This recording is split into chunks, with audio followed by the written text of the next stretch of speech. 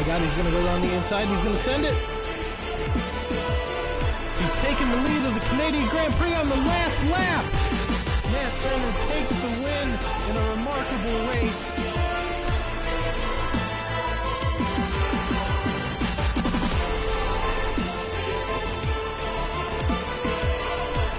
We have teammates coming together. How devastating!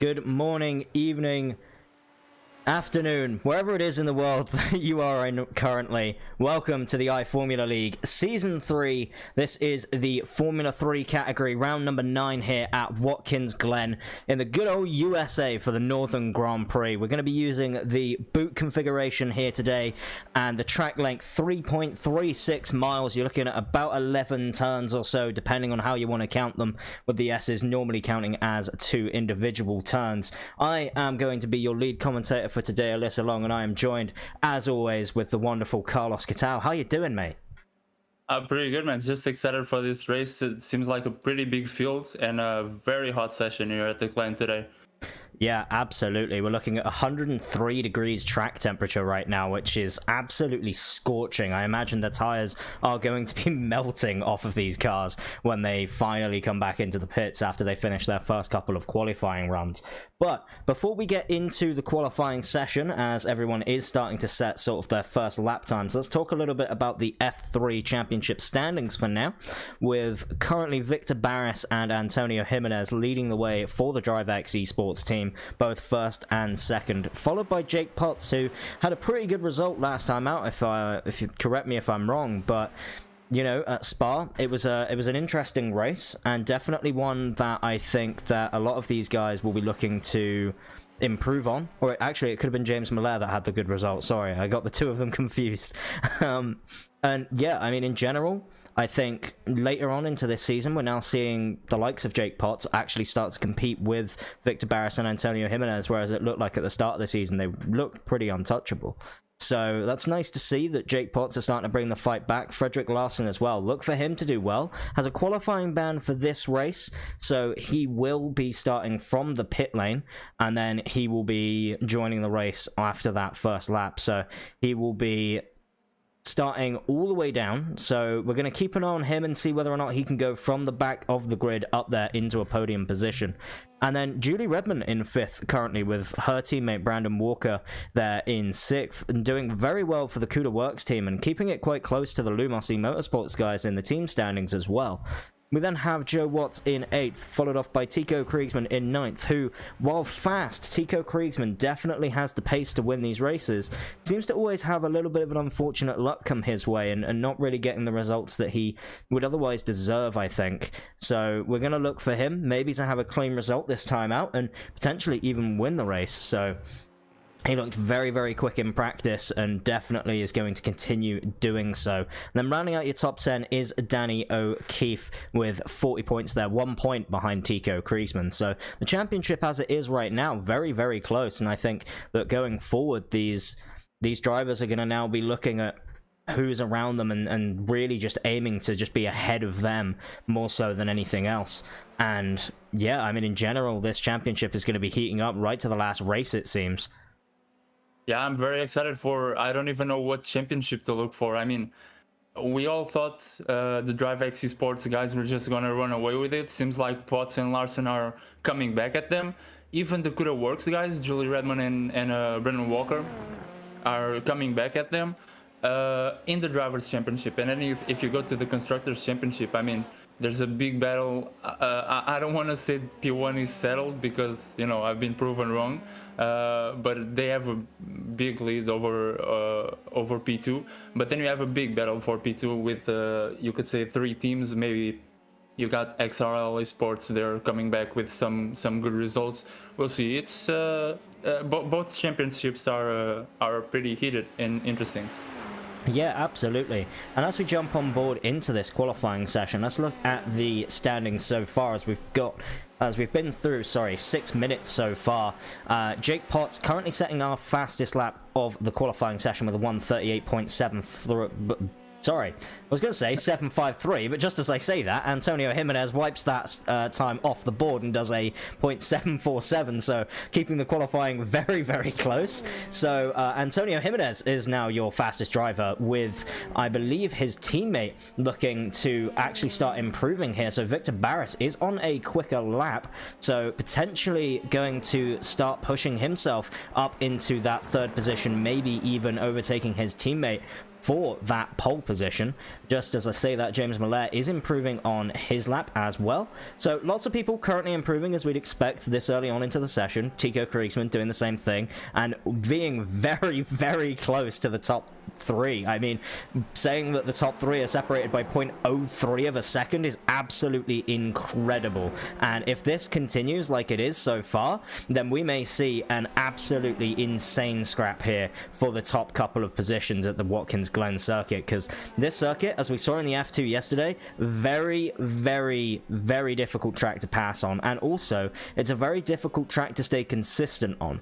We see a lot of drivers, and just as I say, Victor Barris does go through and set the current top time in qualifying. And Carlos, just look at how close it is between the top 5 right now. Yeah, I was seeing less than, you could say, a half a tenth between 4 drivers there in qualifying. I mean, last time I was here with you commentating was at Monza, and same thing happened.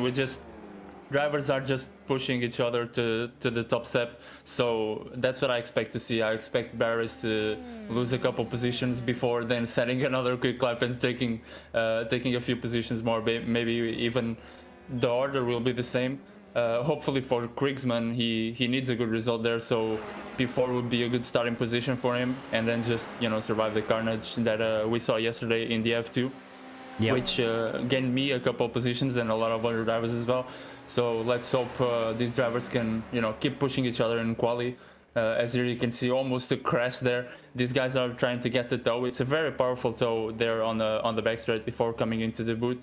So yeah, we'll see what these guys can do. Obviously no DRS in these cars, but here this section we are just seeing, it's fully flat with DRS open in qualifying in the 3.5. So these guys are, all they can do is just be on a slipstream and hope for good timing, and that should give him a couple tenths on their lap. Yeah, absolutely. And just as you were talking, we see Kriegsman improve his lap time and put himself on pole position with a 1:38.634 right now. So that is the target to beat, and we'll see if anyone can get closer to that. Victor Barris improving to a 1:38.715. So again, only a tenth off, and it's one of those things that this circuit, I think, is very deceptive. We see it a lot that when you're trying to set a quick lap through here, some of the lines you're actually almost taking very wide on entry and almost trying to take very late apexes a lot. And as such, in the race, I think your lines almost differ compared to what you're doing in qualifying, because obviously you need to shut those doors before they open, so then that way the person behind you doesn't just send it up the inside, right? Because if you're on the outside of the corner, naturally it's going to be a lot harder to defend. Yes, you might get a better run, but early on into these races, I think we're going to see a lot of people taking differing lines from what they're doing in qualifying, where they're just trying to go as fast as possible. I think definitely within the first few laps, we'll see a couple people, especially going into the bus stop for the first time, really going defensive to the inside line and just trying to make sure that they shut any door possible, as we saw in the F2 yesterday. Yeah, but we saw people going 3 wide. Yeah, that was just crazy. Luckily, I didn't get caught up in all of that, but I can't imagine what was going on through their minds going through out into the chicane. Coming back to what you said, they're defending on the inside into turn one, into the chicane. I actually think the inside could give you a better line there, because, you know, the driver's gonna, you obviously get the inside for the next one. And as we saw with me yesterday, just talking about me here all the time, but you know, you can let's say scare the other driver into giving you the position if you take the outside. So it's a bit deceptive, like turn one at Imola, where the outside is actually the defending line We'll see what these guys do if they've done their homework on you know, racing wheel to wheel here. Yep. And I see some guys that have done them. Yeah, absolutely. And yeah, we're now starting to get nearer to that halfway point through the qualifying session, and Victor Barris does improve his lap time and does go to pole position with a 1:38.625, keeping it incredibly close to Tico Kriegsmann, but then also his teammate Antonio Jimenez keeping it very, very close, and then the two Lumos guys literally right behind each other on track. So those two may have a slight advantage being able to work together so closely. You may see Millet actually start to maybe not back up the field per se, because I think he is going to be that little bit quicker, but at least starting to act almost as like a rear gunner for Jake Potts, so Jake Potts can just focus entirely on what's ahead of him, doesn't have to worry about being attacked into turn number 1, especially if Millet gets a good start and Potts also gets a similar sort of start. And then, you know, we're looking at down through the order and looking at a couple of the other people who are setting faster lap times, as we see Vitaltus just improve his lap time and get a representative time on the board to put himself 17th. And I was just on board with Jackson Carr, just as Jackson Carr does improve to that 1:39.129, puts him 6th place, and slots himself between the Lumos cars and then Cape McClenny, who I believe is a new driver here for the IFL. I'm not sure if we saw them out last weekend, but definitely has some sort of pace about them, and is looking to be on a quicker lap. But just as I say that, going through turn number 9, unfortunately gets on power a little bit too early, maybe clips the grass on exit, and that is a spin and your lap over. And yeah, I mean, just in general, it's looking like this qualifying session, as per always in the F3, is really close. I don't know what's more exciting, if it's the qualifying or the race itself, because look at that gap between P1 and P2, less than 100th of a second. And then these guys, you know, Jimenez just put in a lap within 1:10, and I'm sure Potts and Malera are gonna do the same, and they're gonna, you know, keep upping the field up there. And then you have, you know, the rest, starting with Jackson Carr there, who actually was a stand-in yesterday in the 3.5 and had a great performance. So keep an eye on him for this race, and let's see what he can do. Yeah, absolutely. And, you know, just on board with Julie Redman here, as she's trying to set some quicker lap times, and is also getting a nice tow down this back straight for the number 2 car there. I believe that is of... Where's that number 2 car, actually? Arturo. Yeah, so really nice slipstream there for Julie Redman, and we're going to see whether or not she is going to potentially improve her lap time. If she can, it will be a very nice result.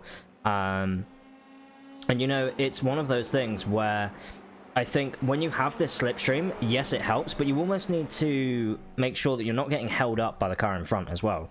Because if you compare to where Arturo is in comparison to where Julie is in the standings, Arturo is currently, you're looking at about a second gap to where Julie is. So Julie is about a second a lap quicker, and if Julie's getting held up, I don't think she's going to be the type of driver to really like go for an aggressive move in qualifying. I think she's going to be a bit more patient. And as such, I think we're going to see her almost lose time instead of gain it with the slipstream, because she's not looking to try and make that move and not trying to race the car in front, and instead just trying to use them as a little bit of a buffer. And just as I say that, Arturo does improve his lap time, but as I mentioned before, Julie Redman was starting to improve, but then unfortunately couldn't finish the lap off strong. But someone who is finishing their lap off strong at the moment is Tico Kriegsmann, up currently through sectors 2 and 3, purple for both of those, down on his best in sectors 1 and 4. So let's see what he does coming around the final corner here, and as he comes across the line, is he going to be able to improve at all? He goes purple in the final sector. Is it a purple lap here? And no, I don't think it is. A 1:38.681 is not enough to put himself in pole position. So wherever he was down through sectors 1 and 4, he was down quite a bit. And another man who's improving, Jackson Carr, will jump on board with him coming through the final corner. Does he have what it takes to put himself up there near the front row with a 1:39.021? It's close, and he's getting very close to the Lumos guys, but unfortunately not quite close enough. Oh man, this qualifying is just. I was trying to see where Tieco lost that time. I think he had a bit of a moment there through the boot chicane. But I mean, that wasn't the whole time he lost, so I don't know where he lost all that time with having two purple sectors and still not setting a faster lap. So I don't know, just a big moment he might have had somewhere throughout his lap, or you know, just mistake, or the car doesn't feel that great anymore. Not sure what happened there to him. Yeah, and we will jump on board with Anthony Wallace as well, as he will come through for his first flying lap, and we'll see where this puts him on the leaderboard for now. Although, just as I say that, that could have possibly been an outlap or invalid, because it's still not a time that it has been set just yet. So, we'll wait and see. And one man who did set a valid lap time is Victor Barris, and goes even quicker with a 138.518. I'm now starting to wonder, are these guys going to find the limit of what this car can do around here? Because surely there's not that much left to give. Oh, I mean, just on, you know, clean air, there's only so much you can do. So I see, if these are not slipstream laps or tow laps, I see these guys now working together as a team to try and get that extra bit, maybe taking turns on these final few minutes of qualifying. There's 7 minutes left. I see them just trying to either just gun it and, you know, pushing until they crash to see what else they can extract from the car, or try to set up a team play. And Tieco just improved on his, and Jake Potts as well. So Tieco improved in the 38.5s, and then Jake Potts just goes ahead of him in the 5s as well. So I mean, it just gets closer and closer. As I was saying, I mean, these guys all, if these are the limit of what the car can do in clean air, I see these guys just you know, working together as a team and putting in a tow lap to get maybe half a tenth or a tenth out of these cars. Yeah, absolutely. Like, it's starting to get to a point now where I think in clean air, this is the limit. Like, you're not going to be able to go much faster than a 138.5 without really trying something different with, like, maybe a car setup tweak or something else that... But even then, saying that, these F3 cars, there's not... In comparison to, like, say, the Formula Renault 3.5 or the F1 cars, there's not really that much you can change to go much faster. The car setups themselves are relatively basic when you come to open wheel cars, and you know, there's only so much you can do to make the car as quick as possible. And just as we say that, people are still finding time out there. So whether or not the grip on track is going up, whether or not the weather is potentially causing these drivers to find more grip as well, I'm not sure if the track temp has gone down from what we had originally. Yeah, it's gone down 3 degrees Fahrenheit. So yeah, we're looking potentially then at that being the difference here between a lot of these laps. You know, the actual lap times themselves, I think, have improved between what, a 138.7 near the start of the session, now down to a 138.5, which 0.2 is probably where you would sort of expect that sort of 3 degrees difference to be. Potentially there could have been also, you know, slipstream or just the driver getting it a bit more right than they were before. But yeah, I mean, the 2 or 3 degrees you can certainly equate to a couple of tenths difference. These cars, again, all single-seaters seem to be quite sensitive to just in general, like, weather change and temperature change. So, and the wind as well. The wind direction and speed also affects the cars. Like, I've seen multiple times, like, you just get a lot of straight line speed if you have a tailwind, so pushing the car forward, and then you have no top speed if you have a headwind, like the opposite winds, directly opposite, and the same speed. You can actually notice the difference. These cars are, you know, relatively high downforce. If you compare them to the F1s, obviously not, but it's still a bit of downforce, so that can make a difference. And actually, you know, with the gearing and everything, you might obviously the wind didn't change like that, but I'm just, you know, making a point that the wind can actually have an effect from, you know, yesterday's practice that these guys surely did compared to today if the wind is the other way. So some people might be just changing that little bit, you know, maybe even if it's just the final gear on these cars, just to get a little bit more top speed out of the car because of how the wind has changed since yesterday. Yeah, that's definitely a good point to note, is that not only will it affect your top speed, but it may also affect your grip through the corners as well. Obviously, these cars, not so sensitive to the aero, I don't think, so it's not going to be sort of F1 levels of grip change, but definitely still a noticeable difference if the wind speed changes severe enough. Yeah, and direction. Yeah, so, you know, you could be doing like a couple laps in practice where, you know, you've say got southwest winds, for example, right? And they're about 3 miles an hour, so really like nothing major, not really affecting the car at all. And then all of a sudden you go into this session where you could have, you know, northerly winds at 15 mile an hour, say, and all of a sudden you're finding speed in places where you weren't before, and then also losing time in other places where, you know, the car just isn't gripping as well. Yeah, and actually, you know, from qualifying and practice, the conditions start or carry over to the race. But imagine if it didn't, like, you think you'd have a great setup for the race, and then you think that's the speed you can carry through the corner, but then you have a tailwind and you lose all that downforce because the wind isn't coming directly at you. So you just, you know, you just run wide and into the wall. I mean, luckily these conditions carry over like you would expect in a normal race day. But it's something that you know, the best drivers are surely taking into account if they know, and if they didn't, well, now you know. Just you know, practice with the wind taken into account, and you'll see the difference. Yeah, and just we say that Tico Kriesman manages to find a little bit more time. I don't think he had any sort of assistance, so Tico Kriesman is now your fastest driver so far. But saying that, Antonio Jimenez, coming through the final corner, is currently green in every single sector so far, and so he may actually put himself on pole position, and indeed that is what he does. He puts himself on the 1:38.466, which is currently the fastest time here so far in qualifying. And I'll tell you what, with 2 minutes left, I think that's going to be a very difficult time to try and match now. Yeah, but you know what's the most interesting? No slipstream for any of them. Completely clean air in front of them. So neither of them got any help at all.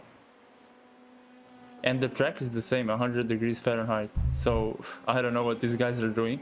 Maybe, you know, sometimes you can look at the guys that are faster than you in the qualifying and make some last minute changes to your setup. And you can think, okay, this guy is carrying a little bit more speed through this corner on entry, and I'm getting a bit of understeer.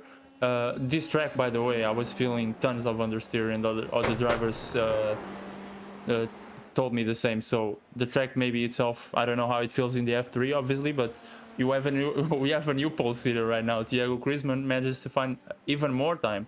So I don't even know how these guys are finding this time, but as I was saying, these guys probably are looking at whoever's faster than them and see what might be working for them, and then add that to their setup. Maybe, you know, soften the suspension a little bit to have more grip through this particular section, or whatever they can think of, and that's maybe how they're finding this edge.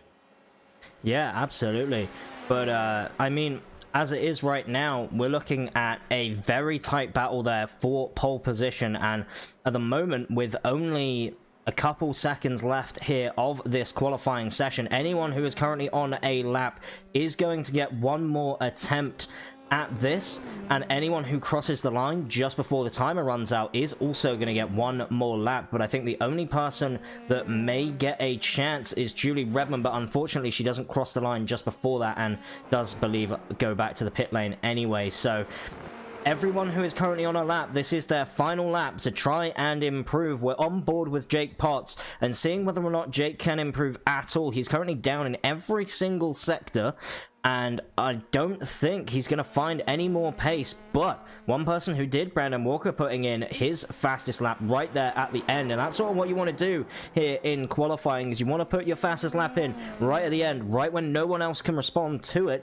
and potentially steal a position away from somebody ahead of you. But Jake Potts up in sector 4, going into the final sector here through sector number 5, the final corner, getting incredibly close to that outside wall, taking the shortest line possible possible to the line. And is he going to improve? And he does improve to a 138.490 and takes third position from Victor Barris, which will mean that Jake Potts will start on that inside line going into turn 1 and slots himself between the Drive X cars. So we have a turning point 1 pole position for Kriegsmann. We have Jimenez there for the Drive X, followed by Lumos with Jake Potts, followed by another Drive X car for Victor Barris, and then again the Lumos car of James Miller in 5th. And that session is very, very close indeed.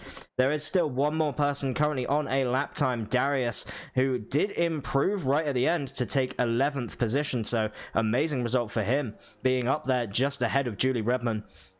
And then I just want to be part of this grid. Maybe I'll downgrade next season, because I mean, this qualifying, just the qualifying, I'd be happy with it. Less than a tenth of a second between P1 and P4, and it's all top-notch drivers. And we were talking at the start of the session, Tieko Kriegsmann needed a good qualifying to maybe convert it into a great result. So at a track like this, where it's, you know, not that easy to overtake, is in the best spot to start the race. So yeah, I mean, it's one of those things that I imagine that, I mean, for Tico, he's now going to be on pole position. He needs to make sure that he can get off the line cleanly and make sure that he gets that run into turn 1 very clean, and make sure that there's no one else that's going to be pressuring him down through the S's, or sorry, up through the S's and before the bus stop, because these cars, I imagine, can go side by side through the bus stop a little bit easier than we saw the F2 cars manage. But even still, we saw a couple moves being made through the bus stop. Cesar Cabral doing it quite a bit yesterday. Yep. So I'd imagine we'll see a similar sort of thing happening between a lot of these guys. And while we're here in the warm-up as well, we obviously want to give a massive shout-out to all of our sponsors and the people who just work with us to provide some of the best content that we have here. And, you know, we give a massive shout-out to Butt Kicker. They are one of our main sponsors here. They're providing, just in general, providing some massive prizes for everyone involved for all the series. And then we also have VPG Sim, who are providing a discount on a couple of their wheels as well for these champions. So, you know, amazing stuff from them to be so generous and help us provide just amazing content for everyone else, and helping us to give the best that we can. TD Designs, again, helping with a lot of the liveries and a lot of just in general what you see around. TD Designs do an amazing job, keep everything looking fresh. And then Major's Garage, again, if you need setup work, Major's Garage has you covered. SRM, Sim Racing Mods, again, keeping us covered with actual trophies as well. Sorry, not trophies, that was Siemens. They were the ones doing the trophies. SRM, Sim Racing Mods are keeping us up to date with, again, more wheels and just in general, just more sim racing equipment. So make sure you check them out, VPG Sim and Sim Racing Mods, for your sim racing equipment. If you ever need anything, button boxes, new rims, whatever it may be, they've probably got you covered. Butt Kicker, if you need any sort of audio related things, or you just want to be able to feel what the car is doing in your seat, Butt Kicker is the way to go. TD Designs, for any livery work, they've got you covered. We see it here from Darius, actually, having that TD Designs logo put on his car. Looks very, very clean. And then Major's Garage as well. If you're struggling to make setups for yourself, Major's Garage, they're there to help. Major's Garage, they're slow. No, I'm just kidding. No, actually, Major's Garage setups are pretty good to go off of. But you know, it's great that the league has all these sponsors. You know, they every season seems to be. This is my first season here, but I've let's say read some of the history, and this is the third season of the league. So every season it seems to be getting better in terms of sponsors, in terms of drivers, and just the league in general. So, you know, the only way is up from here. So it's great that all these sponsors are coming in to work with the league. Yeah, absolutely. And, you know, we always want to make sure that we're providing also good quality content for our sponsors and making sure that everyone involved is happy with what's going on, as we see Darius showing off a little bit there and maybe gives us a little bit of a gives us a little bit of a sponsor shot. And just as we say that, there was a couple of people almost colliding and causing some massive issues. He's just making a collection of cones to take home. Look at that. I mean, he's taking one with him. he's going to be trying to use it. Maybe this is the edge he needs. Maybe having some additional weight on the front of the car may move the aero balance slightly. Oh no. I think you don't know the cone is there from the cockpit view, to be honest. So yeah. sometimes, and it can actually slow you down a lot. So you know, sometimes you're just, why do I have no top speed? Because mostly it hurts your top speed, and you get a lot of understeer. So what's up? I don't have a front wing. What's up with that? So yeah, sometimes you don't even know what's wrong. You didn't hit anything. You just collected the cone by going too wide, or you know, sometimes you just collect some cone that somebody knocked onto the track, and that just happens. So yeah. But nearing the end of the warm-up session, we will be going to a green flag racing next time out. That will be our next session. So yeah, I mean, in general, the way that you're going to see this grid line up, I'll get the qualifying results up for you on screen here just as we're about to end off. And let's also jump on over to a speed cam as well. The camera is obviously provided to us by Track Cams for Gourmet, and I mean, just look at them. They are incredible. Every single week we look at these cameras and they just provide a new level of content, I think, here. But going into your qualifying results, I'll see if I can actually just get the qualifying results up and not showing the warm-up results at the same time. So we do have Tico Kriegsman obviously setting that pole position lap of a 138.423. Antonio Jimenez there with just being 0.043 of a second off. Jake Potts then 0.067 of a second off, and Victor Barris 0.0, I believe that was 95 off as well. So Victor Barris doing an amazing job to keep within 1/10 of Tico Kriegsman. And you know, in general, I think those top four, we're going to look at that battle all race long. And then James Miller 0.382 off, but still keeping nice and close. And you know, we say it all the time, your qualifying pace is not necessarily where your race pace is going to be. And as such, I think we may see James Miller. We know he's quick in the race. We saw it out last time at Spa. So potentially we may see him make a few moves early on and maybe trying to pressure Victor Barris so Jake Potts doesn't have much to worry about. Yeah, I want to keep a look on Freddie Larson there. A reminder that he's starting from the pits or from the back, to be honest. I'm not sure where he starts, but he got a qualifying ban, so I think he starts from the pits. I want to keep a look on him. Obviously, he won yesterday in the F2, so let's see what he can do. Maybe he got the hang of overtaking and, you know.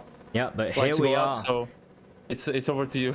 Yeah, here we are. All 5 red lights are on and out we go. It is green here for the Northern Grand Prix. Everyone getting off the line pretty well. Doesn't look like there's any sort of drama, but going into turn number 1, let's see what these DriveX guys do. Do they pressure the other cars around them for the Lumos team? It looks like everyone got through turn 1 pretty clean there. Tico Kriegsman having a really good start, but now being pressured by Jake Potts and Antonio Jimenez, all of them trying to maybe go 3 wide at one point. And now we've got Tico Kriegsman, Jake Potts, Antonio Jimenez, Victor Barris, and Craig McKenney all trying to battle here for this pole position spot. Going into the bus stop chicane side by side by side by side. Everyone battling so close. And I believe the 2 DriveX guys actually battled together, so much so that it's going to allow Cade McKenney to maybe go up the inside of both of them. So we're going to keep on board with this battle between Cade McKenney and Antonio Jimenez. The number 05 car there of Cade trying to go the long way around the outside,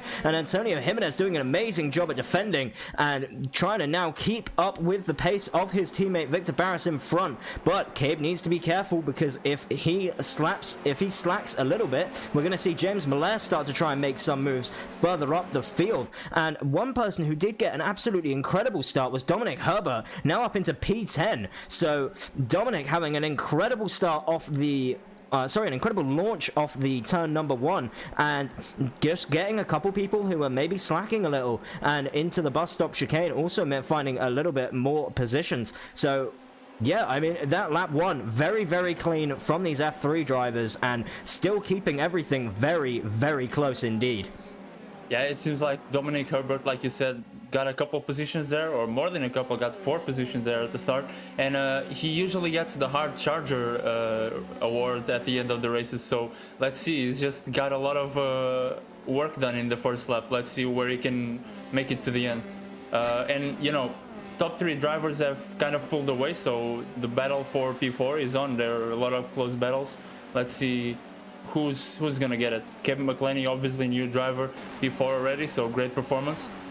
And obviously you have a top 3 driver still trying to fight. They're all single fire right now, but we hope Thiago Kriegsmann needs to defend a little bit from Potts and barriers there so we can have some fun. Yeah, absolutely. But Dominic Herbert doing an amazing job at defending from Jackson Carr going into that bus stop chicane. I think that's thrown Jackson off a little bit as Darius is looking to maybe try and make a move up the inside of Jackson Carr, but not doing anything just yet through the chute. He's going to maybe look into the heel, and if he's not careful, Julie Redmond's also going to try and get involved. The number 23 car having to do a bit of defending and attacking all at the same time, and as he goes now into the toe, he's going to be sitting in the toe of Jackson Carr. And if he can make the move on Jackson Carr, he can then maybe get a gap between Julie Redmond behind him. But at the moment, it looks like they're just going to keep single file for now. I don't think anyone really putting any pressure on anyone else, as we see just everyone keeping everything close, keeping within the slipstream, but maybe knowing this is a 30-lap race. So in terms of an F3 race, it's pretty long in comparison to what we've seen from a lot of these races before. I think maybe even the longest on the calendar. I could be wrong on that one, but we may have to work that one out later on.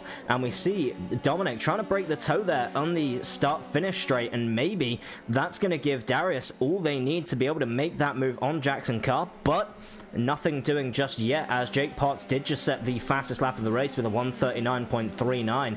We saw that come up, so Jake Potts is now trying to really attack Tico Kriegsmann, and here we are. We will jump on board with this as they go down this back straight into the bus stop chicane, and Jake Potts gets the move done before even the bus stop. So Tico Kriegsmann having to back out maybe, and we didn't see whether or not the slipstream played a part in that, but I'd imagine having such a big overspeed there that the slipstream was all that move needed to be done.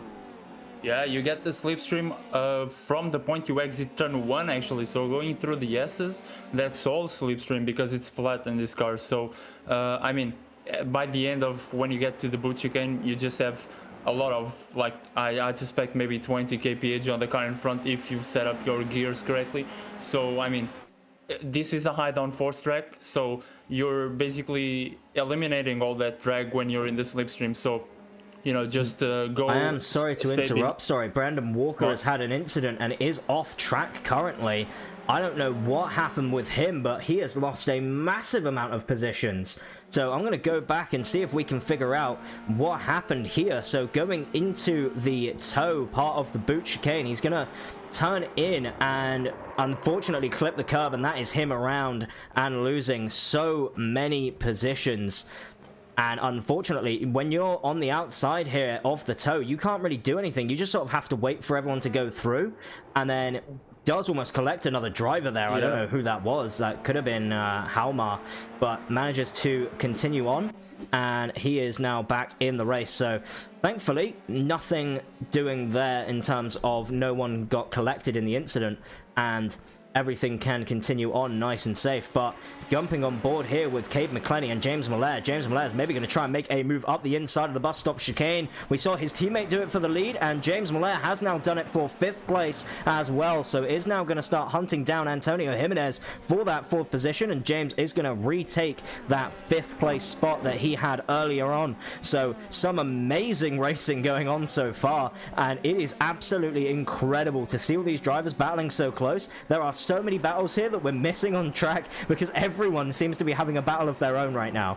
Oh, it's kind of you know, guaranteed that you cannot keep up with all the fights in F3 at this point, because I mean, it's a huge field, and you know, there's so much going on. It seems like a few different races all throughout the field. So you know, as we were watching actually Brendan Walker there spinning and almost collecting Hjalmar and Larson.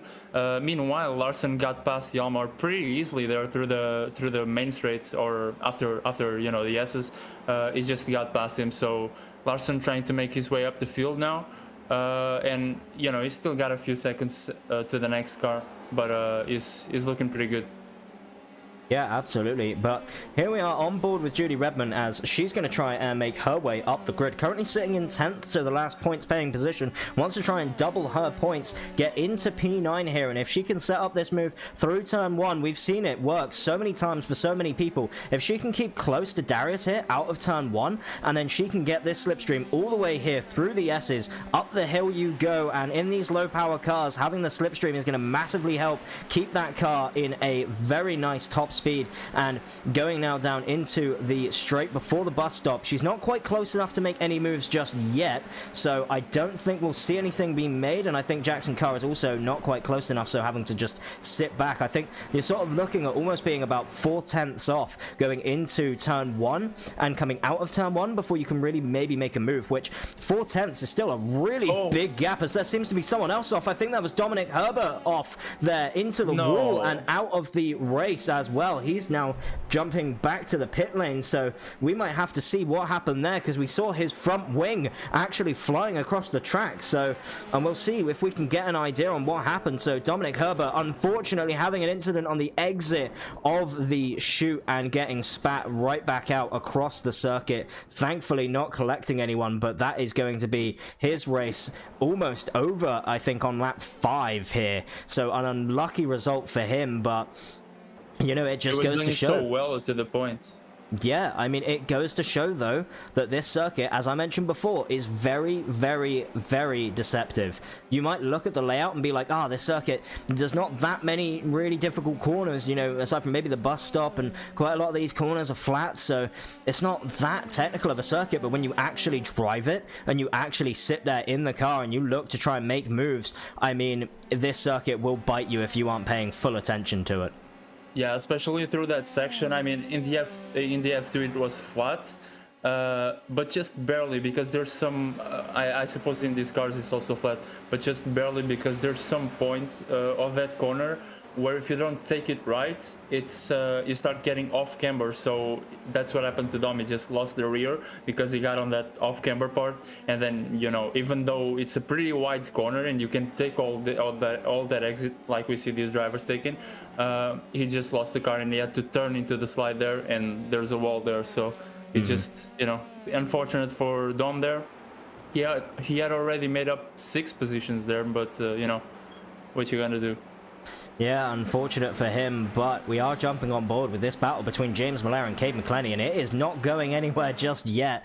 Cade McClenny doing an amazing job keeping on the back of James Miller and almost pressuring him every single time into that bus stop chicane, able to keep close enough through turn 1 to where he can get that slipstream and be alongside him before the bus stop. And then I think James is just doing a really good job of just nailing the bus stop every single lap and just giving giving Cade absolutely nowhere to go. So an amazing job from both drivers, both James on the defense and then Cade also on the attack, and keeping up with the same pace as well. Like, we know that James is a very quick driver when it comes to the race pace, and then for Cade to be able to keep up with that same race pace, and just as I say that, James Miller, what a blistering lap from him, a 1:38.8. That was quicker than anyone else in the field currently. So James definitely showing that he wants to get away from Cade McClenny now and wants to try and break the toe so then he can focus on just chasing after Antonio Jimenez. Speaking of, we're going to look ahead on this battle between Jake Potts, Tico Kriegsman, Victor Barris, and Antonio Jimenez. Both Drive X guys, maybe even potentially going to try and work together to catch up to Tico Kriegsman. If Antonio Jimenez is thinking that he is going to be closer, and if Antonio Jimenez thinks he's going to be faster than Victor Barris, we may see a switchover, potentially out of turn 1, and then what that will mean is that Victor Barris can just use Antonio Jimenez for the slipstream, or if they think that Victor Barris is quicker, they'll keep as they are, and Antonio Jimenez is just going to keep just using the slipstream that Victor Barris is giving him to just be able to keep up with these top 4. Because if you lose the slipstream around a circuit like this, you can find yourself dropping in the midfield because you just don't have that extra speed that everyone else around you has. Oh yeah, for sure. I mean, this is, I suppose all of these drivers are running the maximum amount of downforce. So, you know, you need a car in front of you. So actually Potts is doing a great job of keeping that pace in clean air. And Thiago maybe, you know, he lost a position, so I don't know if he's feeling uncomfortable right now, but you know, sometimes that can happen. It's still well within the slipstream, but it doesn't seem to be catching up to Potts like that. So great job on Potts managing to get that lead from Kriegsmann, you know, with the slipstream like we saw, and then managing to keep up with the position, you know, having no back markers in front of you to give you a slipstream. He's just in clean air, taking all that drag with him. So yeah, you know, just great job from him.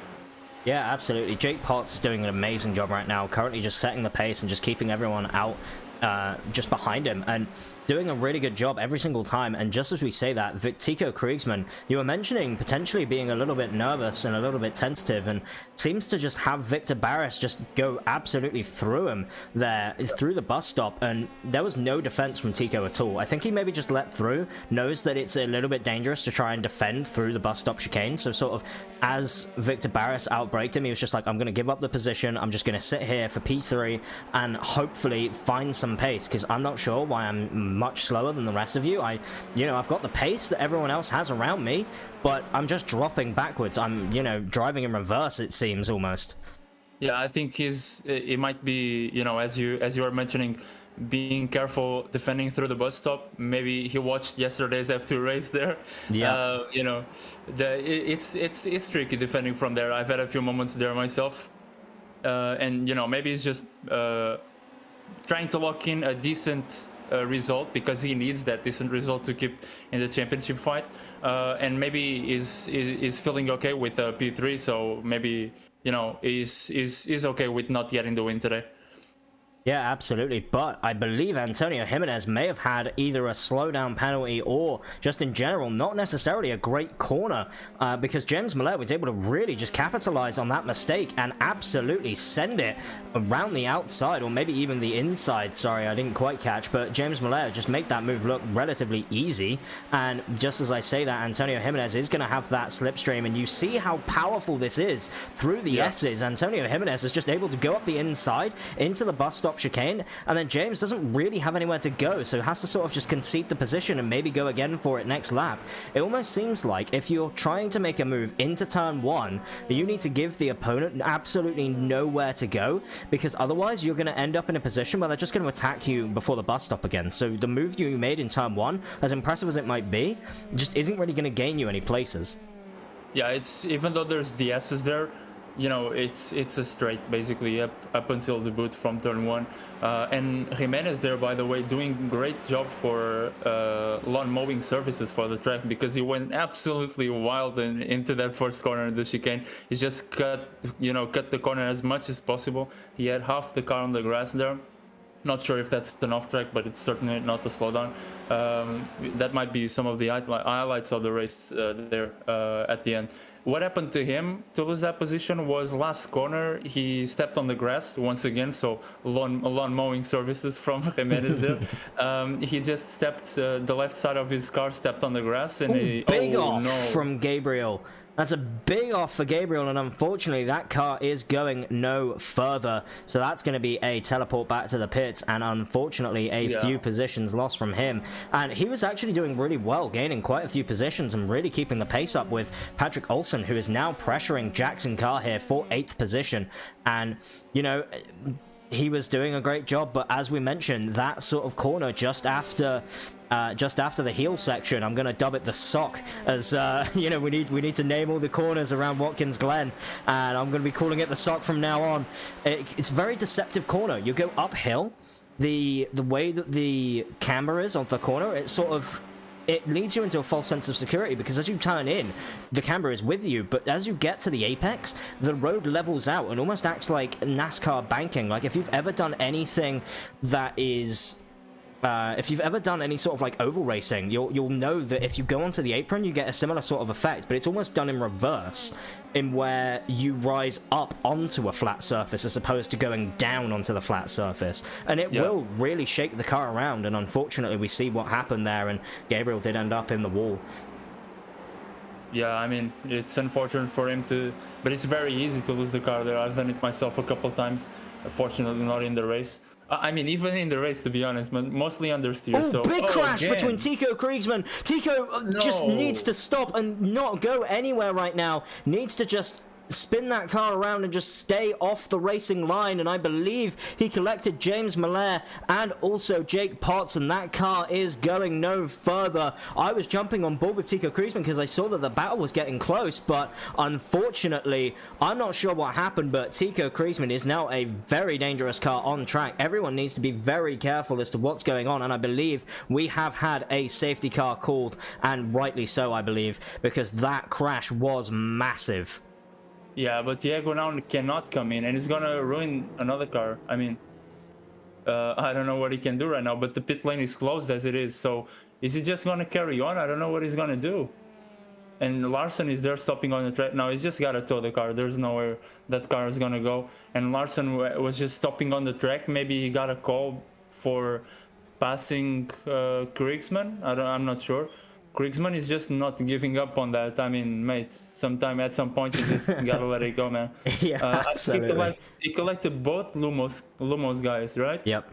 Potts and Malera. So, I mean, could you get a replay on that now that we're on safety car? Yeah, I'm trying to see what happened here. So we're on board with Jake Potts as he goes up into the corner that I am dubbing the sock, and we're going to see what happens here as he gets on power and just unfortunately gets on power too early and then spins round. Tico Kriegsmann has absolutely nowhere to go and collects him, and then from there, as I say, Jake Potts is trying to get off the racing line. And as he does so, I think that's just it. His steering rack there is completely bent and the car is just toast. And then I think from Tico Kriegsmann point of view, we'll take a look at the incident. So as he goes up into the sock, he turns in and it's blind, right? So you don't know there's a car there. You take that wide line and then all of a sudden you've got a car that you're just collecting. And yeah, he tried to get off the racing line, I think, and just unfortunately a bit of panic maybe sets in and he just didn't really have anywhere to go. And you see how broken that car is.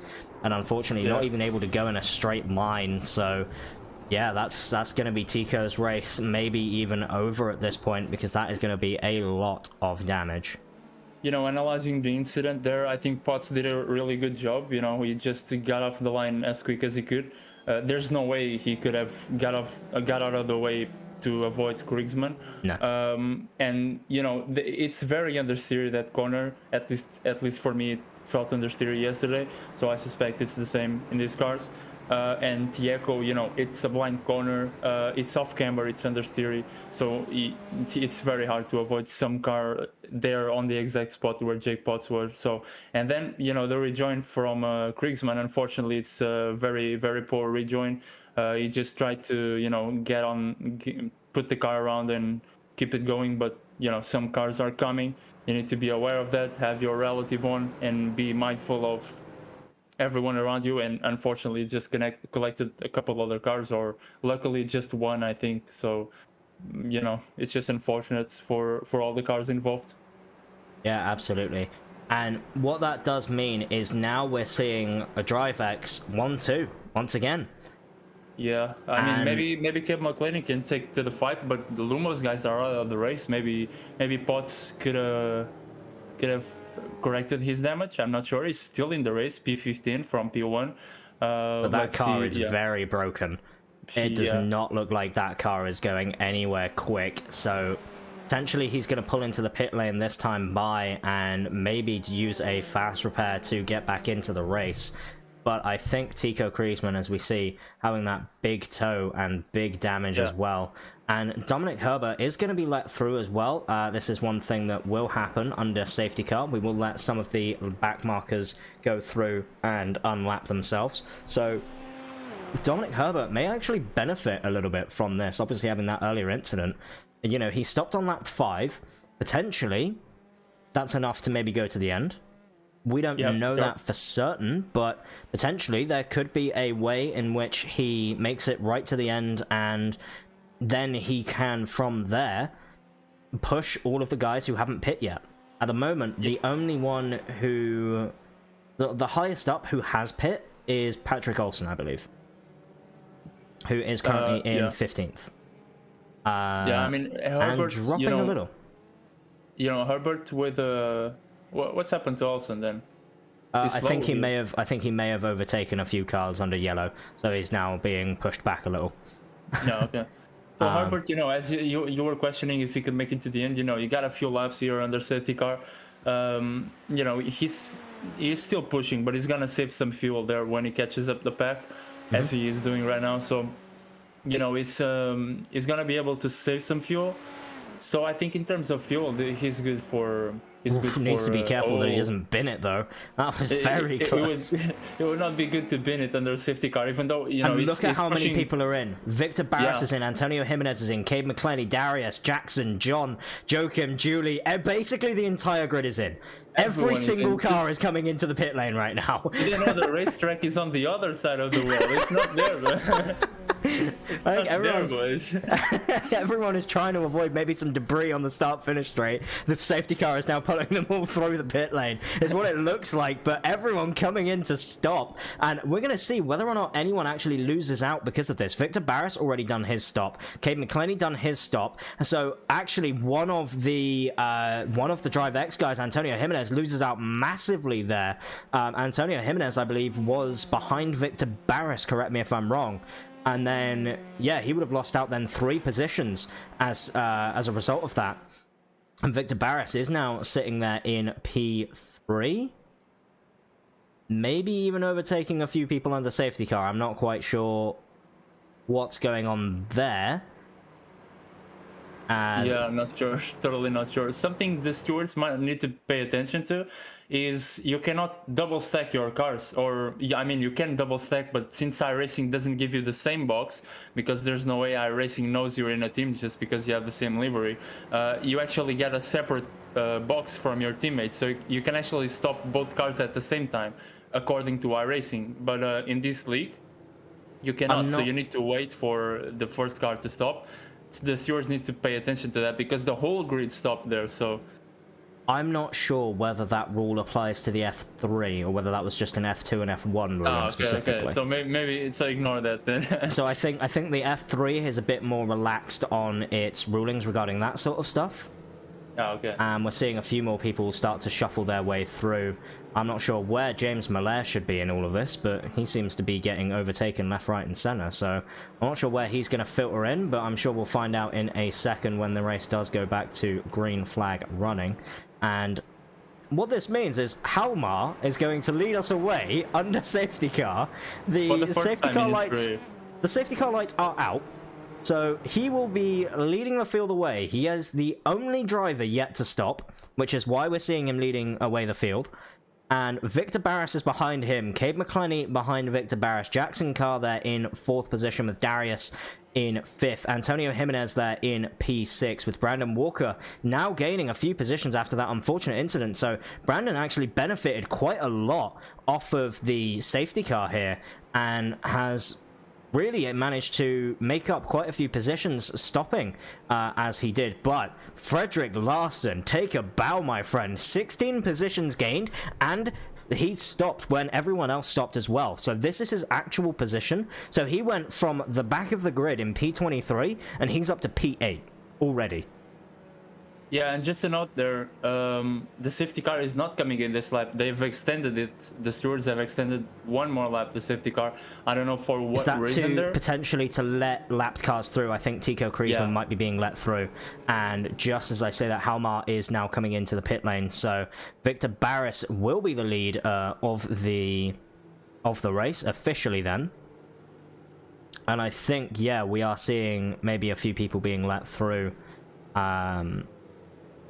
Or maybe just trying to figure out where everyone is sitting. I'm not quite sure what is going on. Diego just pulled over. Yeah, I'm not quite sure why Tico Kriesman has pit and teleported back to the pit lane. not sure whether or not there is another incident there that we were missing. But Tico Kriesman is now back in the pit lane, so a little bit confusing as to what's going on right now, and I'm trying to see if we can get any sort of clarification here between any of the stewards and just figuring out what is going on, because this safety car period has been incredibly confusing, and unfortunately we don't get a lot of information sent to us directly, so yeah, I mean, as the way that it stands at the moment. Yeah, not entirely sure what happened there. So Diego just pitted now. I mean, not sure. I mean, he was letting by. Maybe he got some confusion. I don't know if he was talking to the stewards, if he got some message from the stewards. But I don't think he was like you know, being disqualified or anything. I don't know why he would be disqualified or got some message from the stewards. So maybe just some confusion on their part. Yeah, I'm not sure, but you know, safety cars coming in this lap, the race is gonna go on, and yeah, we'll see what happens. Well, I did see a message from one of the stewards here that apparently some stuff is bugging out at the moment, so potentially it could be an iRacing issue, which would be very unfortunate to see if it would be that. And I think now Tico is back out, so whatever that issue was is now... Tico is out of the race. He's just disconnected. Oh, okay, so he is out of the race officially then. So Tico Kriesman is out of the race in P21, which is an very unfortunate result, and we did mention it before. Maybe a little bit of a jinx there on him, but yeah, out of this race and not coming back is Tico Kriesman, putting it on pole position. So unfortunately, what that means is that he is not going to get the result that you would say that he probably deserved. To be honest, he was driving really well right up until the last sort of few laps there for himself between Jake Potts, and then just unfortunately got collected when Jake spun, and yeah, is now sitting out of the race. But yeah, he's still waiting for his first win, right? Here in F3. I believe so. Yeah. I mean. Yep.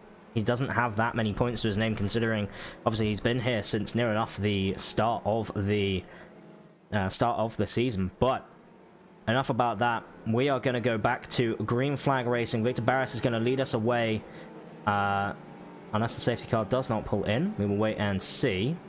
It does, and the safety car is in, so Victor Barris leads us away and goes at the very last opportunity, which means that Cade McClenny's not going to get a very big draft on him, so no one really making any moves into turn 1 just yet. But as I say that, Jake Potts makes a mega move on Frederick Larson, and we're going to see if we can maybe look further down the field, see if anyone else is trying to make any big moves. James Malaire, certainly one of them, battling currently with Sean Roberts, and then behind him we've got Gabriel, Patrick, and Nicholas all battling out on track as well. So it's going to all kick off again as Antonio Jimenez now has to try and defend from Brandon Walker into the bus stop chicane. Brandon Walker is going to try and go the long way around the outside, which will turn to the inside of the second part of the chicane, which thankfully he thought better of it and didn't try to hang it there, because Jake Potts is now going to put pressure on himself in the number 41 car. So Jake Potts for Lumos Motorsports, we're on board with him now, and gets a bit of a wobble there coming out of the chute, and just as he comes into the corner, we're going to see him maybe look to make a move into the toe section of the boot, but not quite close enough yet, so he's just going to have to sit back and keep an eye on Frederick Larson, who is behind him. And if Frederick Larson can maybe make a move, then we may see it done potentially out of turn number 1, but I think Frederick is going to try to just sit back and relax now and just try to take in the restart as safe as possible, because again, pretty clean restart from these F3 guys. Yeah, I mean, not exactly like yesterday totally, because yesterday, you know, we had the same safety car, and then on the restart again another safety car. So great job with these guys, just you know, keeping it clean, not going 3 wide through the chicane. Yeah, that's the starting point. And we'll see here, Cade McClenny, I think, getting a slipstream on the back straight. So after turn 1, let's see what can happen here. Got an off track there. That's an off track, but no slowdown, and he's very close here to Barris. Yeah, so we will keep on board. This will be your battle for the lead. Cade McClenny looking to the outside line, showing his intentions incredibly early here. The number 05 car is going to try and make that move on Victor Barris. Is he going to be able to be close enough through the bus stop? No, he isn't, so he thinks better of it and instead has to sit back. But another person who is quite close enough is Jake Potts, making that move on Brandon Walker's stick. And now Brandon's going to have to relax a little bit and maybe try to just sit where he is and make sure that Frederick Larsen doesn't try to pressure him from behind. Although, saying that, Frederick Larsen's going to have to deal with both Vitautas and James Malaire in a second if he's not careful, as James Malaire tries to go the long way around the outside and making an absolutely incredible move. James Malaire around the outside of Vitautas to take home that 9th position, and now he's going to start looking towards Frederick Larsen and starting to maybe regain some of these positions that he's lost from that unfortunate crash that he had with Tico Kriegsmann. So, Frederick Larsen is in 8th position, which is where James Malaire is going to look to try and make his positions up. And then Vitautas is also leading the train of cars now of Sean, Gabriel, Arturo, Patrick, and Julie, as well as Dominic Herbert at the end of that pack as well. So that is a very, very close train of cars that I believe we will be keeping on board with. But saying that, Jake Potts and Brandon Walker, I thought Brandon was maybe going to make a move into the final corner there and go side by side, but Jake Potts doing an amazing job at defending, and as such, we're going to see Brandon Walker just not make a move into turn 1, knows that he can use that slipstream through the S's, and if he uses this slipstream effectively, then Jake Potts is going to have absolutely no way to defend into the bus stop. So we'll keep on board and see whether or not Brandon Walker knows about that and knows how effective it's been so far. But looking further up ahead, I believe Darius and Antonio Jimenez are battling side by side into the bus stop chicane, and Darius just about gets out of it before any move was made, and Brandon Walker does not get quite close enough to make that move on James Malaire. Frederick Larsen does get passed by James Malaire, so James is now past Frederick Larsen. Unless Frederick maybe tries to make a move up the inside. He showed his nose and was trying to look maybe towards the second part of the corner and do it on corner exit, but again, nothing doing. So James Malaire doing an incredible job at defending, and Frederick Larsen now moving down the field, which is not where you want to be for Frederick. Yeah, for sure. I mean, you were commenting on some moves through the back straight up towards the chicane. And there were a couple moves that I was watching there on the background off screen especially for the lead, but it seems like Cape is not making use of that full slipstream towards the chicane, so he cannot get close. He just pulls out of the slipstream very quick. They're coming off the final corner right now, the top 2 guys, so let's see what he can do right now. Maybe he figured out what he's doing wrong. Let's see what he can do now on the back straight. Yeah, absolutely. Going into turn number 1, we're going to see if Victor Barris can extend that gap to Cade McClenny. And if Victor Barris can extend the gap, Victor can then start running away. We know that now no one in this race needs to pit again. So unless, for example, Gabriel, who pit on lap 9, potentially didn't fuel up enough, or if anyone didn't fuel up enough, then that would be the only reason to have to pit again. The tires will make it to the end from here. We only have 12 more laps to go. So I believe we will see all these drivers now trying to go as far as possible to the end and trying to make sure that they can keep up this pace, because these tires need to make it to the end. And again, it's almost going to be like a sprint now, I think. You know, with 12 laps, you can push these tires pretty hard, and you can push them pretty aggressively. They're only thin, so they're not going to give you a massive amount of grip, and when the tires wear off, obviously, there's going to be a little bit sketch in a couple of the corners, because you'll find that when you lose your grip, obviously the rear end of the car is just going to want to come round in quite a few of these corners. So if you're pushing, potentially you push in a little bit too deep, you have to correct mid-corner, and that correction is what ends up putting you into a wall. And we know how close these walls are here around this Watkins Glen circuit. But drivers who are currently close on track, we're looking now on board for this battle for 3rd place between Jackson Carr and Antonio Jimenez, and we're going to see whether or not Antonio Jimenez is going to be able to make this move on Jackson Carr. And potentially he's not going to make the move into turn 1 as we see so many people potentially doing. Instead, he's going to sit back, maybe even lift off into turn 1 so that he is close enough coming out of the corner to make the move then into the bus stop chicane instead. Because the straight there, the main straight, isn't quite long enough to make full use of the slipstream, and instead you're going to have to sort of just wait and bide your time because the slipstream that you get from the S's is just so much more powerful. Yeah. I mean, it is very powerful, but as we see here, maybe Jimenez can make full use of it here down the straight, and he's going side by side there on Jackson Carr, so maybe he can take his spot into the inside of the chicane, and Jackson Carr hangs it around there. He goes very wide. He just lost that position, and a couple more others. He just could not hang it around the corner, and you know, Jimenez just takes the lead on that of that fight. Yeah, unfortunately there, I believe Jackson Carr just got his braking all wrong, or maybe just clipped the curb a little bit too hard and just couldn't do anything, just has to go floating over. And unfortunately, if your tires aren't on the track, you ain't turning, so he has to just go straight on and wait until the car lands. And as such, that means that indeed, Antonio is now up into 3rd place, but he needs to be aware of a very hard-charging Darius Rakauskas, and then Jake Potts behind him as well. So Jake Potts is obviously trying to get back up to a position that he thinks that he should be in. Obviously, 3rd place or higher, I believe, is the target for where Jake Potts is. Finish either where you started the race or higher up than where you started the race.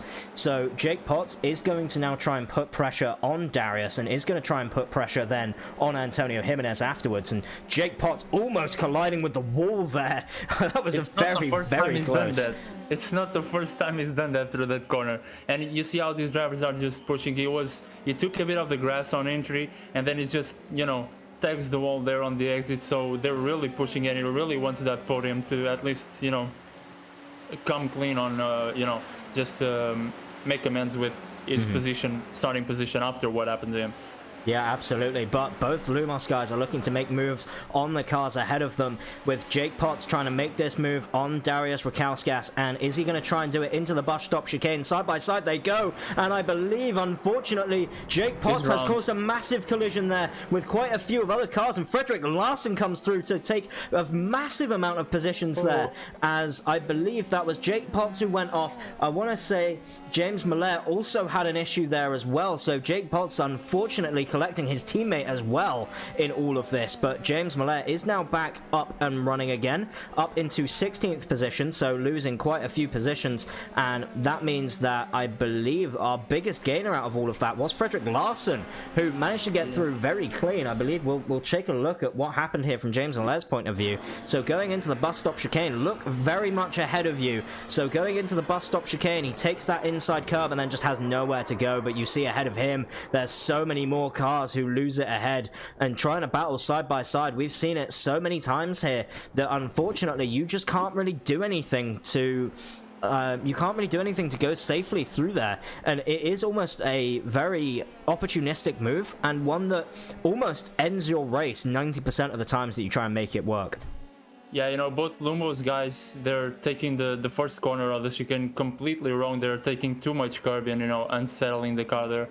And, you know, the biggest gainer out of all of this is the guy that we just had on screen, Frederick Larson. They're doing a cheeky move to gain maybe close to 5 positions, right? I don't remember where he was, but, you know, great gains from him.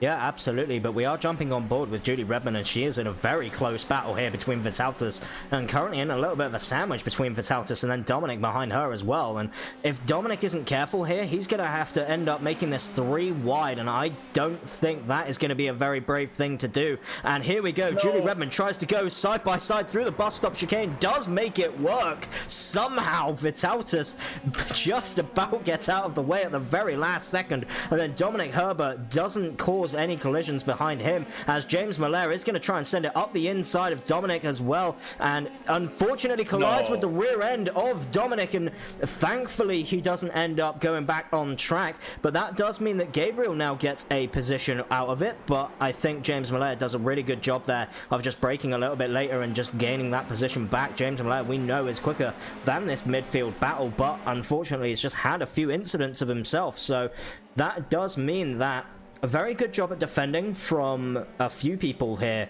into the bus stop chicane, especially Julie Redmond. I mean, what a move that was. Julie Redmond up the inside and manages to find the room, and from there just ends up taking the corner the way that she probably needs to, and definitely did do. And as such, she's now out there in 8th position, so gaining quite a few positions there, and that's put her up into, I think, 4 positions up from where she started. But Frederick Larsen, obviously the man of the hour, is now onto the back of Darius Rakauskas once again, and Frederick is going to try and make this move work, but I don't think it'll be quite close enough yet. I think the slipstream isn't quite that powerful. Maybe wishing he had DRS right now, and maybe was in the F2 car, wishing he had those uses of it to maybe try and make that gap a little bit closer, but unfortunately... He's gonna get it. Yeah, I mean, we're going to see him try his best, but Darius is doing an incredible job. Obviously, not someone we're used to seeing up here in these sort of top positions, but he's doing an incredible job at battling with everyone that he is fighting with so far, and he's not making anything easy, per se. I mean, yes, he was battling with Antonio, and once Antonio got past, Antonio has managed to extend that gap massively, but even still, Darius is doing an incredible job at defending for every position that he can do, and I think it's going to mean that effectively, Frederick Larsen isn't going to be able to attack Antonio near the end of this race. I don't think he has that sort of pace increase that he would otherwise be looking for. Yeah, still 8 laps to go, but these mistakes that we just saw, some drivers crashing, you know, it's coming from the race being almost over, and these guys, you know, especially Malera, for example, his teammate is out of the race. He wants a good result for his team to get as much points as he can, and you know, some drivers just risk a lot to get a good result, and you know, with the tires degrading and everything throughout the race, some drivers pitted really early here, so you know, these mistakes come from this. And as I said, Darius, you know, unfortunately, yeah, a big crash there into the wall, and that car is going no further. All the tires gone on that car, which is going to promote a few people up a position. Julie Redmond, one of those who is starting to gain, and then Dominic Herbert as well, currently very, very close to Julie, so maybe is going to try and make a move here into the bus stop chicane, and is going to look around the inside, the outside of the first part, but then that will turn to the inside of the second part, and I think Julie just lets Dominic go there and just says, right, I'm not going to battle into the bus stop chicane. I'm in a position where I'm gaining points, and we're gaining points over the Lumossi Motorsports cars more specifically, so I need to just keep where I am, and just, if anyone's battling me and I know that they're slightly quicker, I'm just going to let them through, because I want to keep myself safe, and I want to make sure that I finish the race, more importantly. Yeah, I mean, Dominic Herbert here, I mean, what is he driving? Like, it seems he just can't get away from getting the hard charger award at the end of races. He was doing great, getting 4 positions on the opening lap, crashed, went to the back of the grid, and is now up to P7 from P14. So he's gone P14, last place, to P7 now. So, I mean, he's gonna get all the awards, isn't he? The hard chargers. Well, actually, you say that, but Frederick Larsen obviously started in the pit lane, so Frederick Larsen's probably going to pick up the hard charger here, obviously starting from the pit lane, so the back of the grid, effectively, and... But he didn't went back to the grid, so he started there and just made his way up. So, I mean, Dominic Herbert probably gained more positions than him, I'm not sure, but obviously, you know, I'm just joking here. Great job from Frederick Larsen, sitting in P4 from the last place. Yeah, absolutely, but Frederick Larsen does need to be careful, though, because if he doesn't get the hammer down a little bit early, then Jackson Carr's going to be all over him.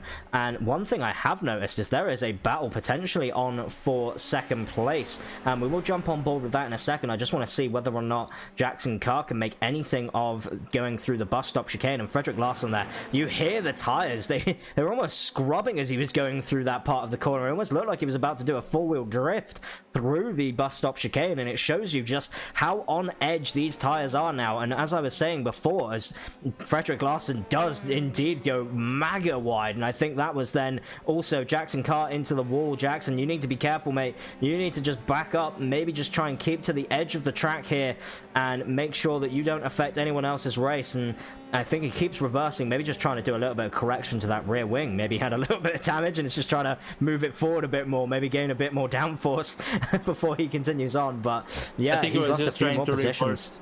he was trying to reverse so he didn't get in front of the cars. I mean, he's a very aware driver, so he knew cars were coming, so he was just trying to get a good line out of that situation.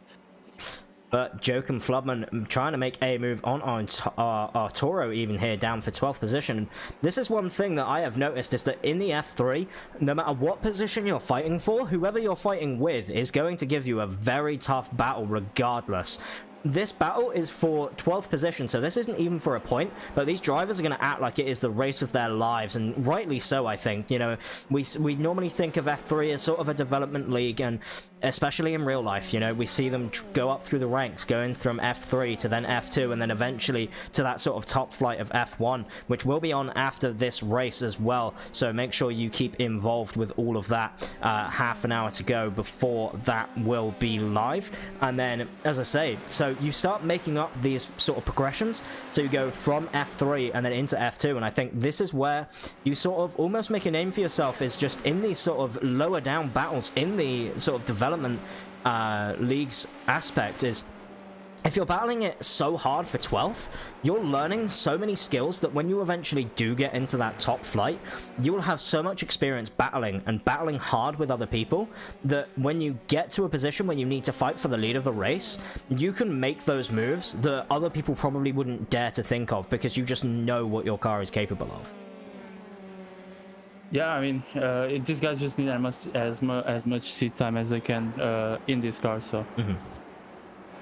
Yeah, and I mean, you know, we look at obviously the likes of Cade McClenny and this battle here between himself and Antonio Jimenez, and you know, we look at these top guys and going, well, they've got all this experience, they've got all this seat time, but even still, you know, these lower guys are still putting on a very good show, and unfortunately, you know, we don't end up seeing a lot of it, because obviously a lot of the main focus is going to be on these top guys for these top positions where the points are on offer and the championship is on the line.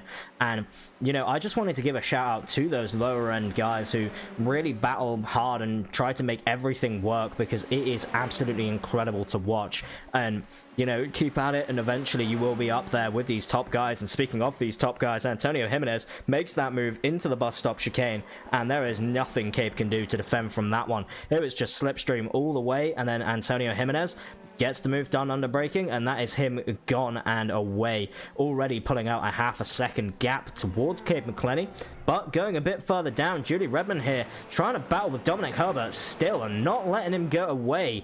So doing an incredible job of just sticking onto the back and maybe even picking up a P6 here. But needs to be careful with James Mallet trying to battle close, as James is definitely shown that he is not going to let anything go. He is going to make any move that he can, and Julie Redmond doing a good job at just trying to maybe defend and make James think about it. And James does go up the inside, and unfortunately gets on power a little bit too early, and has to just lift off, let the car recover before getting back on power, which allows Julie Redmond to go all the way around the outside and keep that position held for now.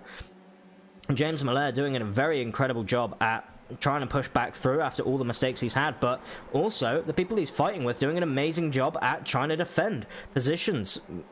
Just in general, you know, you look at the likes of Julie Redmond, the likes of Dominic Herbert, and the likes of, you know, some other people who potentially have now not finished this race. So, you know, Jake Potts, Brandon Walker, and Tico Kriegsman all battling incredibly hard with each other and really putting on a very, very good show here in this F3. Always an amazing battle somewhere on the grid, you can guarantee it. You know, I can look down through all of these drivers. We had 23 of them obviously at the start, and unfortunately we have lost the majority.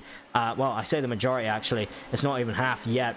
I'm used to a bit smaller grids, but yeah, we've lost a few drivers, and unfortunately what that means is that the battles aren't as close as they probably could be.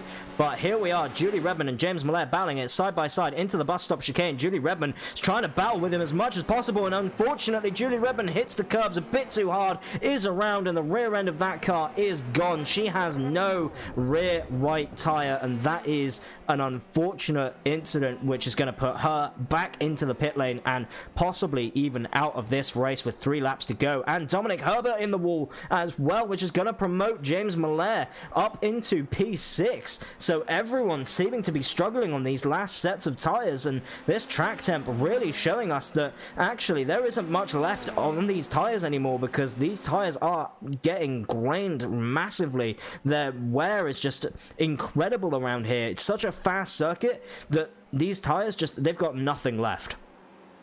Yeah, I mean, I was expecting this. You mean just these last 2 laps, the drivers can see a position ahead of them, so they're just trying to push. And then in case, you know, Julie Redmond, they're taking too much curb, on a fresh set of tires, you'd be spinning there with the amount of curb she took.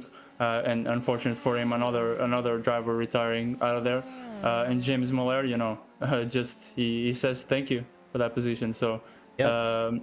Yeah, I mean, and looking at Gabe McLean here, I don't know what happened to him, but he just seems to be losing a lot of pace here. So he just lost that slipstream from Barris, and you know, he just couldn't make up the pace, couldn't keep up with him. So that's why he's probably losing out even to Jimenez and making this a Drive X Sports 1-2. Yeah, absolutely, but we are on board with Dominic Herbert after having that unfortunate incident. Is now in the grasps of Vitautas and is going to try and maybe go the long way around the outside of the bus stop chicane, but thinks a little bit better of it, just lifts off, lets Vitautas take the line, which is going to allow Jackson Carr to actually attack Joachim Flubman. So Flubman, unfortunately, is close enough to Dominic Herbert to maybe make a move, but just has to sort of sit back and wait, because otherwise he's going to be attacked by Jackson Carr, and he doesn't want to go 3 wide into some of these corners. You know, he's in a position where he's picking up points, which is going to be very, very good for him, and he goes the long way around the outside of Dominic Herbert, and if he's able to hold on, that could be an amazing move, but unfortunately I think he goes in a bit too deep, and that is that move over and done. Jacob Flubman unfortunately not able to make anything work just yet, and then we're going to see Jackson Carr go up the inside, the number 97 doing an amazing job at just making that position work and just getting up the inside in a place where he knows it's safe to overtake, and he can make the move done without any sort of risk to the rest of his race. And now he's going to start looking towards Dominic Herbert and starting to make his way back up the grid. Yeah, I mean, Jackson Carr got a lot of practice yesterday on the F3. He was running as a stand-in yesterday, so I mean, he got 40 laps of racing and a few of qualifying and practice, so he knows what this track does, and he's going side by side here into turn 1, and he takes the position on Herbert here. So great move from him. Let's see if he can hang on with the slipstream behind him. Yeah, and obviously with Dominic Herbert having a bit of a damaged car as well, potentially it's causing a bit more drag. So the slipstream isn't as effective as it otherwise could be. So potentially Joachim Flubman is going to benefit from all of this, and Joachim is going to make that move for P10, the last points paying position. But as I say that, Dominic Herbert is quite close, but not quite close enough to make the move. Everyone just absolutely riding as much of the curbs as possible, is trying to make any sort of move possible stick, and Joachim Flubman doing a very good job at keeping very close on the exit. Maybe going to look to go around the outside here of the chute, and unfortunately nothing doing just yet. The number, I believe that's the number 33 of Joachim Flubman, sorry, is doing an amazing job at battling here with people who you would normally consider to be a little bit further up than where they are at the moment. So the damage maybe playing a bit of an equalizer game, and is causing Joachim to be a little bit quicker in certain parts of the corner. And is Joachim going to be able to capitalize on it, going around the long way around the outside line here for Joachim Flubman? If he manages to get that position, that would be an incredible move, but a very good job from Dominic Herbert to defend. And Victor Barris is going to take us onto the final lap of the race, and there is a battle brewing here for second position as well, which I believe we will jump on board with. But I just want to see whether or not Flubman's going to attack Dominic Herbert into the first corner, and unfortunately Dominic Herbert there loses the rear end of his car. I believe the damage being a bit too much, and that is the entire car toast, and that is him out of the race on the final lap, which is very unfortunate for him. And we will jump on board now with Sean Roberts and James Miller. Actually very, very close battle. James Miller trying to maybe make a move into the bus stop chicane, and they collide, they touch again, and unfortunately James Miller and that is Sean Roberts Roberts colliding, and Sean being very much worse off for it. And that is going to mean that James Malaya is now passed by Gabriel, and I believe Frederick Larson also managed to gain a position out of that, and Sean Roberts is going to lose out mainly from that collision. But here we are on board with Cade McClenny and Antonio Jimenez. I didn't realize this battle was so close, going through the heel part of the boot. Cade McClenny, you've got 2 more corners left. We're going through into the penultimate corner. Are you going to be able to send it up the inside of Antonio Jimenez? Here we go. Final lap, final corner. Is Cade McClenny going to be able to keep it up the inside line? It's now going to turn around to the outside line. And then it's going to be a drag race to the line. Cade McClenny, keep it on the outside line. Are you going to be close enough? Drag race to the line. Is he going to be able to get the position right there on the final lap? And unfortunately, he does not, but that was so close between Antonio Jimenez and Cade McClenny right there on the final corner of the race. What that means is Frederick Larson does get 4th position. Gabriel Riccardi, first time out, I believe, in the IFL, picks up a P5. And then James Malaya, unfortunately, coming in right at the end, maybe to get a meatball flag repaired. So Vitaltis will take 6th position, and then Jackson Carr will take 7th. Joachim Flubman picking up a P8, actually, because of James Malaya's mistakes. And then Arturo picks up a P9, and Sean Roberts there finishing in P10. And that is an absolutely incredible result for those drivers. That was absolutely incredible.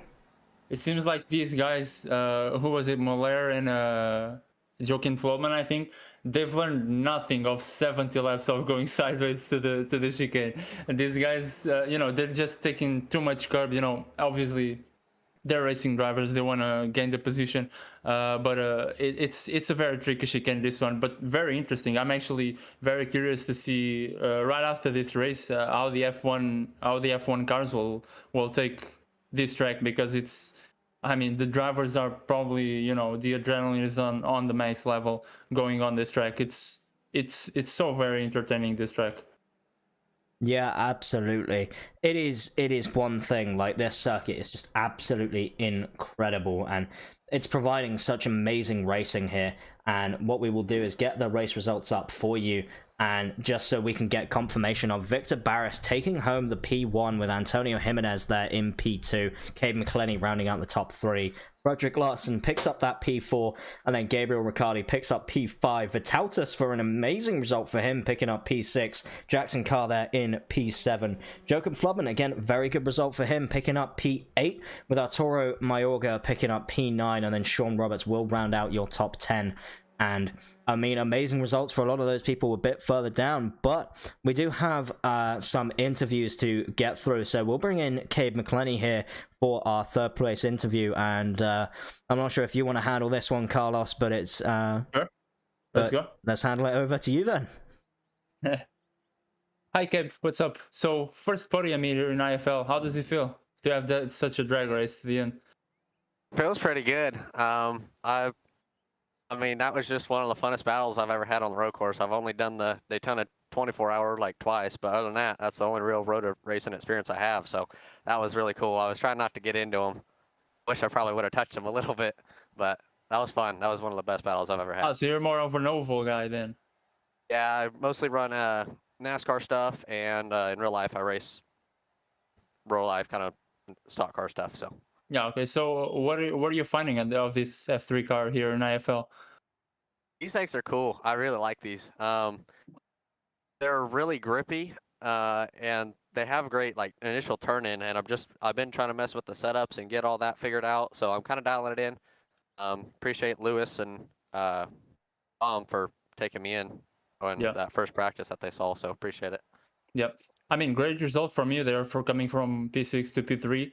Great battles there. You kind of lost Victor Barris there by not being able to stay in the slipstream. But you know, what did you think of this? It's your 2nd race, right? You entered in Spa, the 1st race. Yeah. Or am I wrong? Yeah. First race was Spa. Okay. So, and then I guess the only thing I really needed, I ended up was thinking better to be safe than sorry, and up the rear downforce and up the downforce on both by like 1. Yeah. And I think it was just kind of, they had a little bit less downforce and could pull down the straightaway. So I'd rather be safe than sorry, and it clearly worked out, so I'm proud of it. Yeah, I mean, it worked out for you. So first podium here. Hopefully we'll see you again soon for another podium interview. All right. Hopefully. See you, man. Thank you. Good job. See you.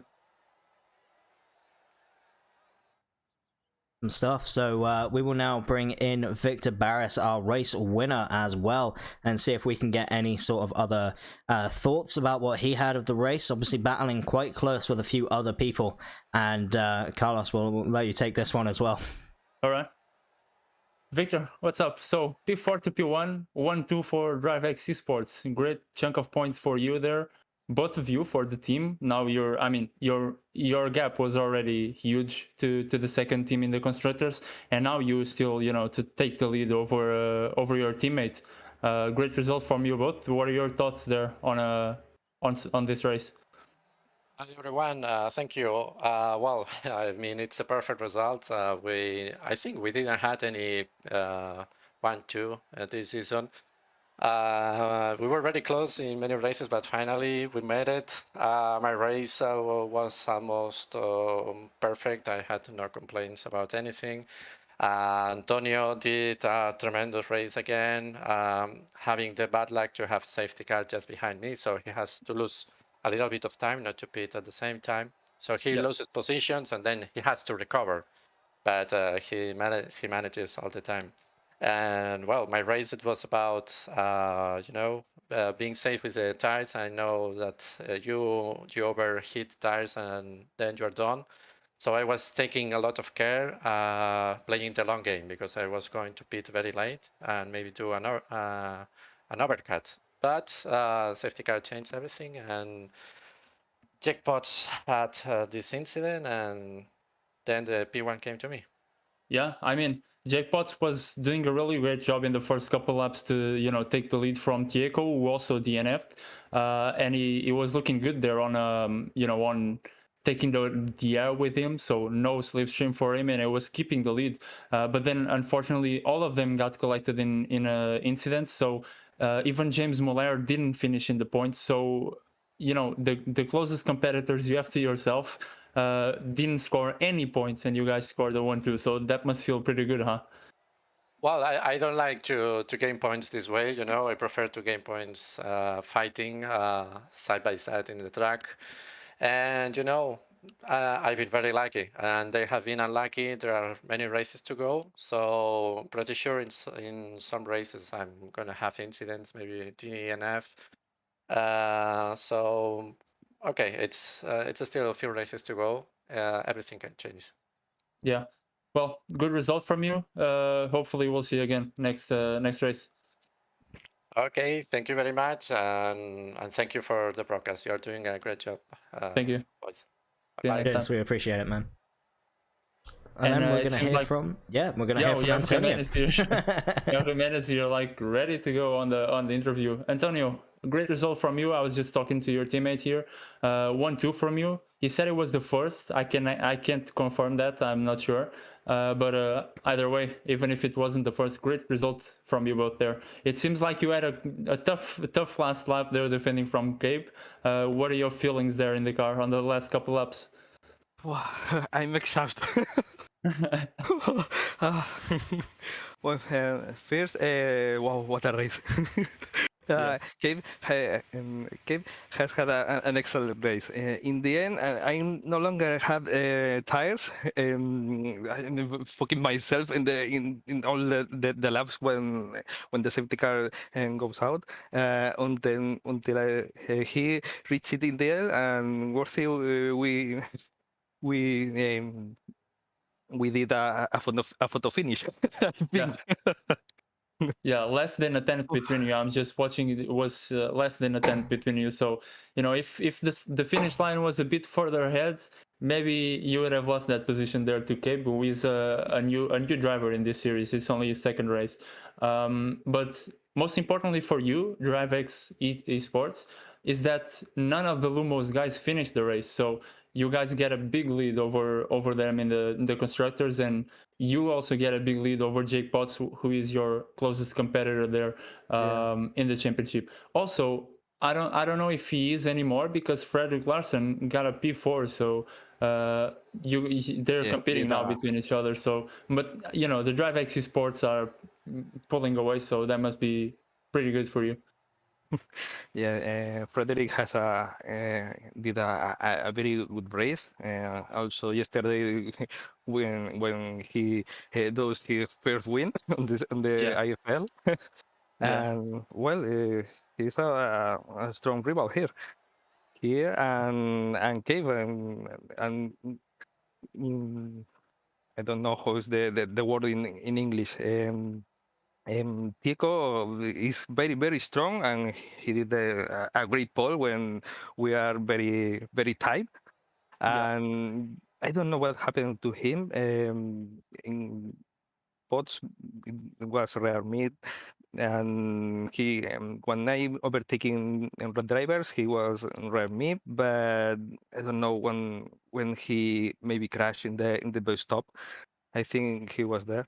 Yeah, to give you an insight there, Potts just spun it on the third to last corner, and then got collected Oh. by Tieko Kriegsmann, who had understeer, and it was a blind corner. So that's what happened to him. You can see it on the broadcast afterwards, but you know, I mean, sometimes it just goes wrong for you know for someone. It's gonna go wrong for Yeah. everybody there.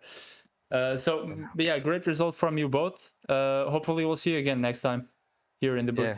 Yeah, thank you so much. Thank you for the great broadcast. The great broadcast are you doing, guys? Well, we'll see you the next time. All right. Yeah, Thank you, mate. absolutely, mate. Cheers. Thank Yeah. you. Bye. And yeah, I mean, that'll do it from us here in the IFL for the Formula 3 round number 9. And what a crazy race it was. Obviously, we do have the F1 coming up in just under an hour here. And yeah, I mean, it's going to be an absolutely crazy race in that F1, I imagine. You know, if we've seen the craziness that happened in F2 and F3, I imagine the F1 is going to be either even more crazy, or it's just going to be some sort of just like everyone's now just going to be so careful and making sure that they don't have any incidents through the bus stop, because those will be the end of the race.